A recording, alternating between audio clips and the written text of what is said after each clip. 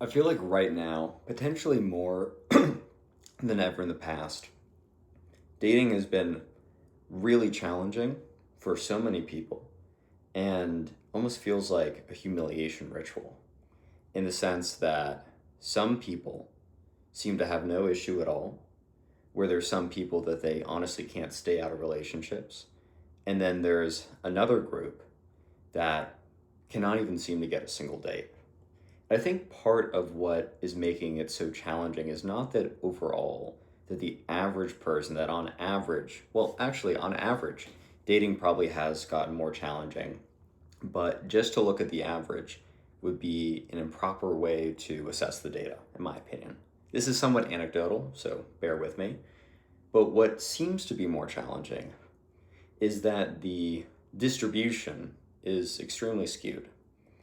And the gap between one set and the other set on this kind of spectrum of success is widening very drastically.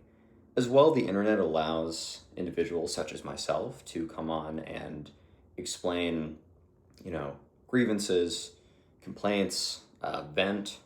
So there might be something where, you know, it seems many orders of magnitude worse, where it's just slightly worse or slightly more extreme. However, there's also a lot of data right now that is not looking too good, to say the least. The percentage of men that have not had sexual intercourse in a year or 6 months, I think is the highest percentage ever. I think the average age for marriage has gone up significantly, and I will say that marriage is not always the answer. It's more about pair bonding and having children. For 99% of people, that is the right answer. Not everyone, of course. And that there was, traditional marriage in the 60s and 70s had a lot of issues. Don't get me wrong. However, I don't think the answer is to do it all yourself. And I think that there's a few major contributing factors to this issue. And the first one I want to speak on a little bit that has always been frustrating for me is that dating apps are extremely popular, at least in the sense that Match Group, which is the group that owns, I believe, Tinder, Hinge, not Bumble, that's a separate entity, but they also own so many almost niche dating apps and dating sites as well and they have, multi-billion-dollar market cap, publicly traded company. And my company's actually even done some work on the marketing side for smaller startup dating apps. And I don't want to speak about them specifically as, I like the founders and they actually have they're trying to fix this situation. So I'm going to speak more generally on the experience for dating apps. There is a extremely strong skew on dating apps. The distribution of those that will get swipes versus those that will not get swipes or hearts or whatever the dating app's kind of version of I choose you, let's see if you choose me back.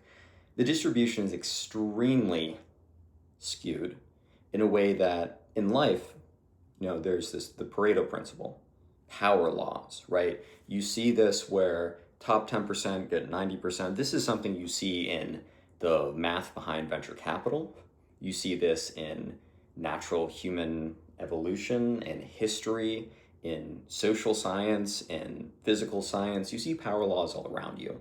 So there's always been almost this power law in dating. And I don't want to get too, I want to be very careful to dance around the more kind of extreme takes and the more kind of subcultures that some people watching this video might be part of, enjoy, and I have nothing against that. I want to keep it kind of in the lane where I feel comfortable speaking about it, just to be clear.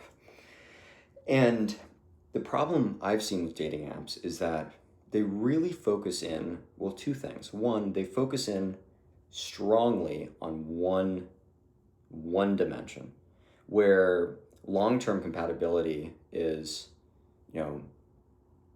successful long-term compatibility is across many, many, many, many dimensions, right? You can almost think of these as like vectors. So you have like vectors pointing in different directions that like maybe that in space, it's kind of like intensity. And then each of them can be, compatibility could be generally, there could be multiple subvectors here where it's like shared interests, personality match, there's also a vector that's important, which is attraction. At the end of the day, the majority of relationships start at a base of some level of attraction and then go from there. Questionable relationships start at a level of attraction and go nowhere from there. But the problem with dating apps is that it really has compressed your decision making and your first decision, right? These are, since these are supposed to facilitate first dates, and some of them are just hookup apps, but like they're supposed to facilitate first dates. You can gather the rest of that information on the first date with future communication, looking at their public profiles, having conversations, shared activities, of course. But it really compresses it down just to the one almost faction of like, this is how this person looks. And you might be thinking that, well, isn't this what most first dates, isn't this like the path for most first dates? And I don't believe that to be true. A lot of, first dates and romantic starts, right, happen from various other reasons, but one of them is mutual friends. Here's one thing about mutual friends that is different from a dating app. You almost are able to, and this isn't always true, it's almost like it's a referral. Similar to in business, when someone refers a client or a lead to me, there is a level of trust that is, that is like conveyed and like just like brought from the person who's giving the referral to me and my company.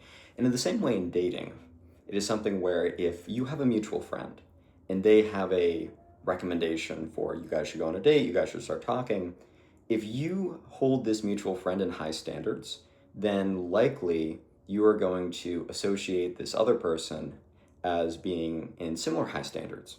Different person, different everything, right? However, there's going to be this level of trust that is transferred, or this information that is transferred is about the person's character. Not always true. There's plenty of situations I know where people have loose tendencies with their friends. They might have a wide range of friends.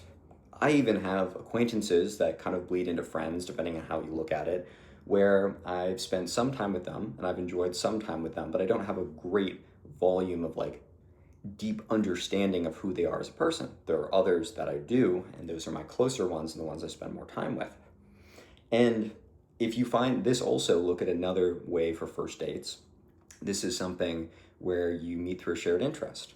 Maybe you have a local church group, or rock climbing, or running. Yes, you are still looking at attractiveness as a baseline, but you're also seeing compatibility through shared interests, which is another very important vector, right? And for that reason, dating apps compress it down to very, very little information, and you're also making a split-second choice. When you are thinking of, should I ask this person out on a date? It is not for the majority of people, it is not a decision made in less than 3 seconds. I mean, these dating apps very much follow the same dynamics of short form video, where my company specializes in short form video, and we have a lot of data on this. I graduated college with a math degree. I like taking a data approach. You literally have 3 seconds before someone decides to look at your short video, swipe away, or decide to watch it. You only have 3 seconds. And these dating apps have a very similar dynamic, and I don't know if it's literally 3 seconds. I think some people within the first photo will click off, so maybe it's even 1 second or less, but they're not spending that much time. And usually in these other situations that are more natural for dating and first dates, people really take their time to make the decision because there's a big investment. With a dating app, all you're doing is swiping. All you're doing is you're hitting a button and then moving on. There is nothing that you're risking, there's nothing that you're investing.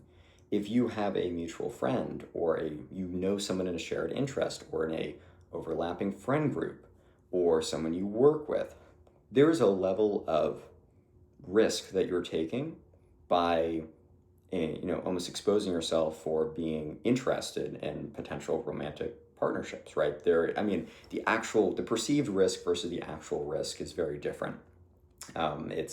You could find your life partner and you're risking a little bit of temporary embarrassment but at the same time, because that perceived risk it's non-zero, it's on the table, you feel it, you have to you have to put an investment in, at least emotional time, all of those components. You tend to have your decision making is a little bit clearer, and doesn't mean it's super clear, right? There's plenty of people who are not great at picking, but with dating apps, everything is so compressed. And because of this compression, I believe that since you're really seeing this skew in distribution, because the only thing is really someone's not only just attractiveness, but how good they are at taking these photos and presenting those photos well. And that decision is made almost instantaneously. I've also found that, at least for someone like me, and I get a lot of comments, actually quite often, saying that, I must be LARPing and that this is a LARP channel, which I find fascinating because I think if you actually listen to my videos, I put so much out there and I always speak from the heart. And I really just lay it all out there that I feel like that'd be really hard to LARP. But I think it's actually interesting that, look, at the end of the day, on paper, I'm not a bad looking guy. I understand that. I had two parents that were attractive, and then from no effort of my own, sure, I actually, I do my hair and like I try to dress okay and all that. But from no effort of my own, I've spawned in and with relatively good on the attractive level. I have big social media channels, not this one. This is a little micro channel I enjoy. That puts me ahead in kind of that status game in a sense. I run a business. Like, I'm not a complete idiot. Well, sometimes I am, but like I can at least say, oh, I have a math degree, therefore I'm smart, even if I'm not. I understand on paper why some people will be completely confused that I have never had a girlfriend. I've gotten close.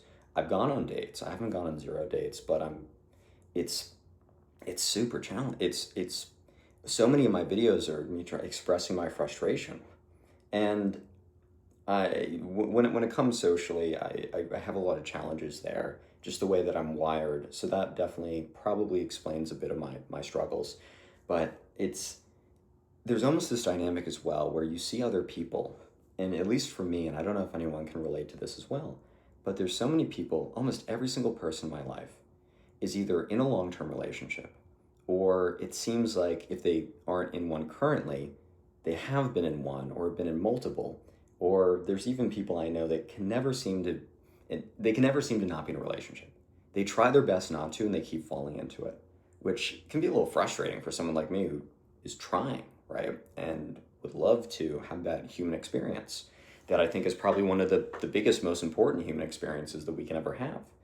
And it really also is something where I don't want to play this game. And it's recommended, like I see all the people, like they're saying, hey, like you got to speak like this, you got to text like this, you got to do this, and it feels as if I'm being forced into playing a character to even get a first shot. It's, to me, it's almost like, to use the word in the title, it's almost humiliating. It feels unnatural. It's discouraging. And also because I have to play this character for it to be optimal for me to even get the date or get a second date or something, I feel like as soon as almost that character starts to slip a little bit and I become more of myself, right, it feels like it always falls apart. And I think that there's this feeling of maybe resentment is too strong, but at least a growing frustration, because there really is a big group that seems that they can never not fall into a relationship, that it just comes so easy, that it just happens. And that's also where I hear this advice, and I am told by people that I trust and respect, and that I know have nothing but good intentions when they say this, but they say, it's going to happen when you least expect it. And to me, I feel like that is true for them, in the sense that for people who just naturally fall into these relationships, it does happen when they least expect it. It happens when they don't try, because to me, it feels like they don't have to try. And in my case, I feel like that's not true. And if I was like, oh, well, I'm just not going to even try, and it will happen when I least expect it, it will never happen. And I will lose out on something that I believe is so incredibly important, and potentially the most important thing, such as finding a life partner and having a family, having children. For me, at least, I can't speak for everyone. And there's also really, here's one thing I'll also say is that you see a lot of, I don't know how to measure how accurate this is. I see a lot of videos online that are viral in rage baiting and trying to get attention of people having absurd standards. Absurd standards, like this person has to be at least this height and make this much money. And some of those are understandable where it's like you're allowed to have preferences, but they're just so statistically absurd that it makes people upset and angry. Here's one thing I actually have pondered over recently. It's not an accurate sample size. It's almost anecdotal when you're looking at that. You see some clip from a podcast or someone talking, and you're like, this is insane. But then too many people, I feel, are almost extrapolating that is the average like the average standard for the mates that they're trying to attract. And I don't know if that's necessarily true. I think that might be true within certain subcultures and certain like communities, such as like maybe if you live in New York City and you're kind of in the more, high end whatever. I know down here in Miami, it's probably very true. I don't know how long I'll be here in Miami. It's been good for me business wise, and it's warm and no state taxes, which is nice. But I don't know if I really, and I saw someone comment this on one mic was saying like, you shouldn't be in Miami, you should go to, because I grew up in like middle nowhere, Massachusetts, kind of farmland area. And I feel like that is more my calling, not to like be a farmer necessarily, but that kind of community there. But I really also wonder, while I push back that these crazy inflated standards are the norm, right? I also am, I ponder the other side as well. Am I underestimating how the inflation of the current almost like arbitrarily set standards? Like there's so many standards I see online of like, this person must be doing this and they must look this way, and they must do this and they must do this. And a lot of those are understandable, and I can understand why they're important. But I also feel that you should maybe, if you're going to have high standards, you should have them almost encompass the full sphere of what makes sense. So for me and my standards, right, I really want to be with someone where I feel comfortable being myself fully. I want to be with someone where they pay attention to me and they really, they don't have to love everything I love. That's not true, but that they pay attention to me, right? And I do want someone who is relatively attractive. Like I need a base level of attraction. I've said this in other videos, but for me, it's if someone is like at least like they're cute, they're attractive, right? That is all I really need. As those other components drive them, if they're like maybe an objective like maybe 6 or a 7 or something like that, those other components drive them to a 10. Like truly in my heart, I feel them as a 10, right? And but I feel as if like if all of the standards are almost Tinderified, right? That one vector, and then because what Tinder has done with like the distribution, they almost skew the in real life standards. It makes me really nervous, especially with all the data coming out of people not pairing up, of people not getting in relationships, because that would be detrimental, not only to, as a society in general, but also to individuals and their own mental health and well-being. As if you look at all these research, psychologists, they've really found that, human-to-human relation, like partnerships and relationships are the most important. And even if you're asexual, friendships, right? Just that kind of, and for most people, it is like a big one. The big one is going to be your life partner. And if you have kids, and for most people, that's a really good idea, those relationships with those kids of being able to give to them almost this reflexive sense of what you give, you receive even more. You give a gift, you receive more than when you receive a gift, not in like monetary terms, but in value. I really am worried that the combination of social media showing this really skewed, hyper, like viral version that isn't reality is going to bleed into the average person's perception. And also Tinder and dating apps, as we become more isolated and individualistic, is going to become the primary source of partnering. And it's a very ineffective algorithm to partner. And I have my own worries for myself, but I would say my worries my greater worries are the general implications of all of this.